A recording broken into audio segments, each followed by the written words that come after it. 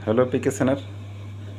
आपको मिलाता हूँ पीके सर से, जो कि लखनऊ से हैं। सो आपको कुछ ऐसी चीज़ बताएंगे अपने एक्सपीरियंस के तौर पे, जो कि शायद आपके काम आएंगी।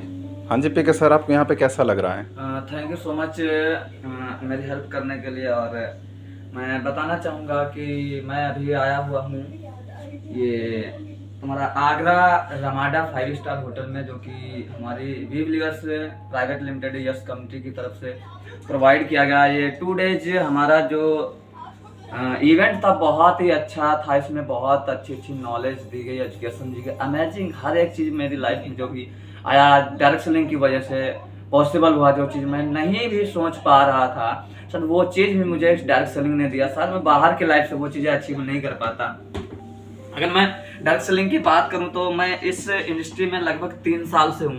और इस इंडस्ट्री में आने से पहले मैं छोटा मोटा एक घर पे अपने गोलगप्पे की दुकान लगाता था। मतलब हाई स्कूल से अपने पैरों पर खड़ा हुआ। उसके बाद 2 साल मैंने जॉब भी की है। बट बीएससी एग्रीकल्चर चल रही थी और लास्ट ईयर मेरे पास पैसे नहीं थे। पापा ने भी थोड़ा फैमिली कंडीशन सही नहीं थी, फाइनेंशियल की वजह से पापा ने भी मना कर दिया। उस वजह से मुझे बीएससी एग्रीकल्चर लास्ट ईयर छोड़ना पड़ा, जॉब करना पड़ा। पीके जी, और मैं आपसे एक क्वेश्चन करना जी चाहूँगा। वैसे आपने डायरेक्ट सेलिंग में कब एंट्री की, और एंट्री करने के बाद क्या क्या चीज़ों को आपने फेस किया यहाँ तक आने के लिए? देखिए, मैं बता रहा हूँ, वही बता रहा हूँ कि मैं जब ये डिसीजन लिया कि मुझे बीएससी छोड़ना, वो मैं क्यों कर पाया, क्योंकि जब इंसान के पास दूसरा ऑप्शन होता है तभी वो एक डिसीजन ले सकता है। और ये डिसीजन मेरे बहुत डिफिकल्ट था, क्योंकि एक तरफ मेरा करियर था, एक तरफ मेरा स्टडी चल रहा था, डिग्री कंप्लीट करनी थी, और एक तरफ मुझे अपने फ्यूचर करियर को लेकर बड़ी टेंशन थी। तो इस टाइम में ना बहुत डिफिकल्ट हो रहा है डिसीजन लेना, ना इधर के रहे ना उधर के रहे, ये सोचते हैं लोग। बट मैंने कहा चलो ठीक है, जो होगा देखा जाएगा। हम तो हमेशा यही सोच के जीते, जो हुआ अच्छा हुआ, जो होगा वो भी अच्छा होगा, जो हो रहा है वो भी अच्छा है। फिर मैंने डिसीजन लिया, घर वालों ने रोका भी, फैमिली ने भी थोड़ा मना किया कि इस बिजनेस को मत करो, आप नहीं कर पाओगे। उसके बाद रिलेशन वालों ने भी थोड़ा मुझे एडवाइस दिया, तो मैंने उन लोगों की बातें इग्नोर की। मैंने कहा चलो, इतना सब कुछ, इतना टाइम देने के बाद मैं जीरो हूँ।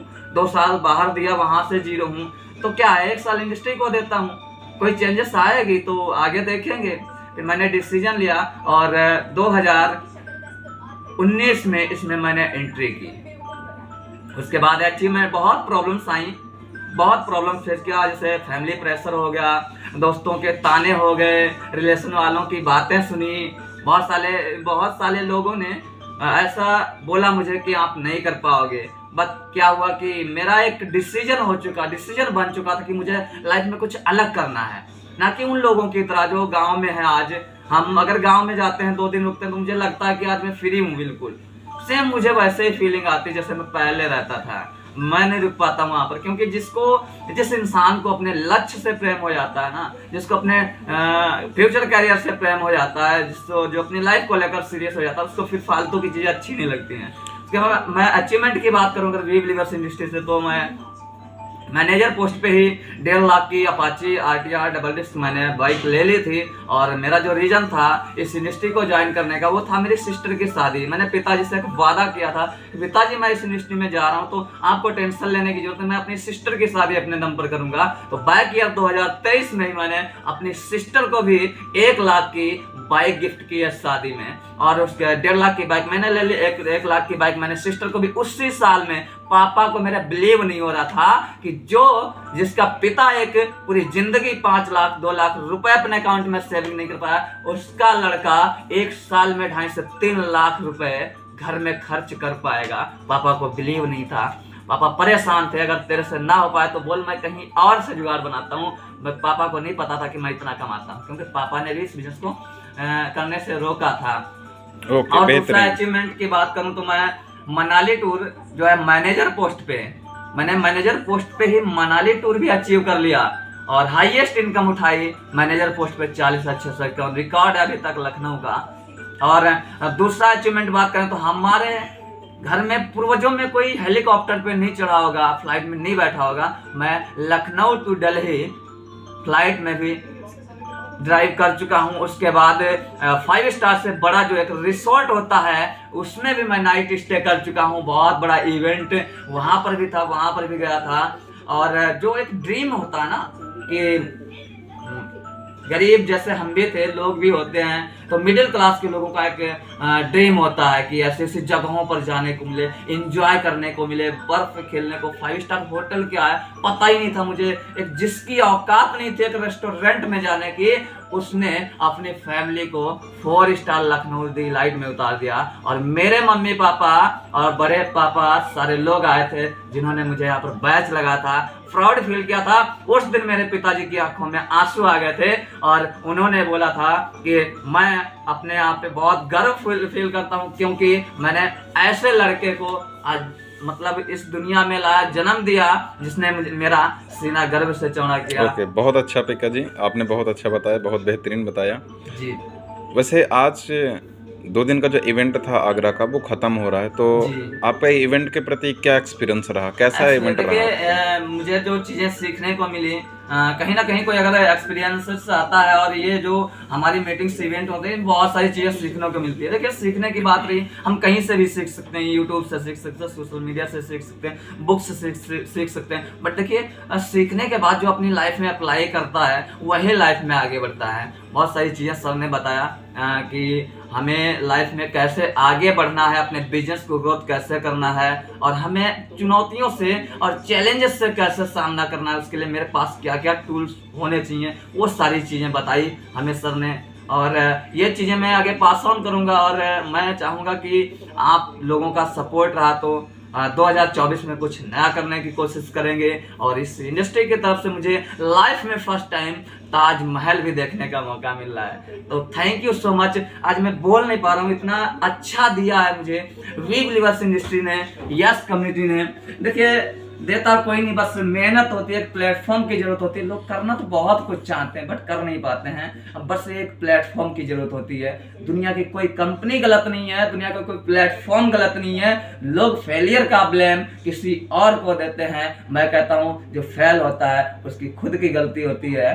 बट आज मैं सक्सेस हुआ तो मेरी अच्छाई, मैंने क्या कर्म किए हैं। और जो फेल होता है उसकी गलती होती है। किसी को ब्लेम नहीं कर सकता, किसी कंपनी को, न किसी सीनियर को, न ही किसी अदर प्लेसेस या पर्सन को। ओके, बहुत अच्छा लगा आपने जो चीज़ें बताई और इससे ज़रूर कुछ न कुछ किसी भी इंसान को सीखने को ज़रूर मिलेगा। और मैं कहना चाहूँगा जो मेरे साथ लोग जुड़े हुए हैं, जो लोग मेरे साथ अभी एसोसिएट हैं, अभी जो रनिंग चल रहा है और उनका अपकमिंग है, जो बनने वाले हैं, मैं कोशिश करूंगा कि उनका सपोर्ट करके नेक्स्ट इवेंट में उनको भी इवेंट में एंट्री दिलाने की पूरी कोशिश करूंगा। और जो हमारे साथ में उनसे कहना चाहूंगा कि मेहनत करते रहिए, मंजिल एक दिन जरूर मिलती है। कहने वाले लोग कहते रहते हैं, तो उनके लिए कहना चाहूंगा कि बुरे टाइम में लोगों ने साथ छोड़ा, तो उनके लिए भी कहना चाहूंगा। देखिए मैं अपने आप को बहुत भाग्यशाली समझता हूँ। मैं गरीब घर में पैदा हूँ, गरीब घर में पैदा हूँ तभी अमीर बना हूँ। और मैं उन लोगों को भी थैंक यू बोलता हूँ जिन लोगों ने ताने मारे, मुझे गालियां दी, ताने मारे, प्रेशर किया। थैंक यू सो मच ऐसे लोगों को जिनकी वजह से मैं यहाँ तक पहुँचा हूँ। और कोशिश करता हूँ जो मेरे साथ में है ना, मेहनत करते रहेंगे, मंजिल जरूर मिलेगी। तो मैं कहना चाहूँगा ये डायरेक्ट सेल नॉर्मल लोगों का नहीं है। ये मैं कहना चाहूँगा कि 2 लाइन्स में मैं आपको समझाना चाहूँगा। ये वी बिलीवर्स इंडस्ट्री या डायरेक्ट सेलिंग इंडस्ट्री है किसके लिए, है कैसे लोगों के लिए?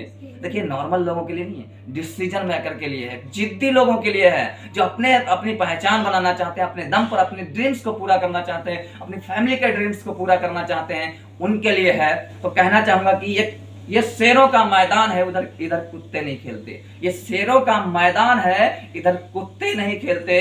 अगर ज्ञान पर्याप्त ना हो तो, अगर जानकारी पर्याप्त ना हो तो ज्ञान नहीं फैलते।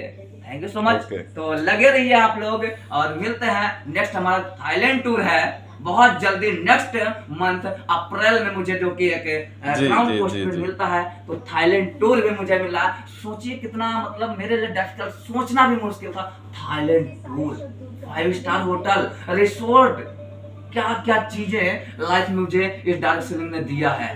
तो थैंक यू सो मच। आप लोग भी नेक्स्ट टाइम मिलते हैं, नेक्स्ट ओके, बिल्कुल थाईलैंड में मिलेंगे, थाईलैंड में मिलते हैं, क्योंकि थाईलैंड में फुल तो इंडिया आप के साथ मिलते हैं। तो आप लोग भी लगे रहिए, मेरा सपोर्ट है हमेशा रहेगा, आप हमसे और हम आपसे। Thank you so much We Believers yes community कि मुझे इस काबिल समझा, यहाँ तक पहुँचा। Thank you so much this platform, बहुत अमेजिंग, बहुत अच्छा प्लेटफॉर्म है। Thank you so much. Okay okay okay, मिलके बहुत अच्छा लगा आपसे, आपने चीज़ें बहुत बताई।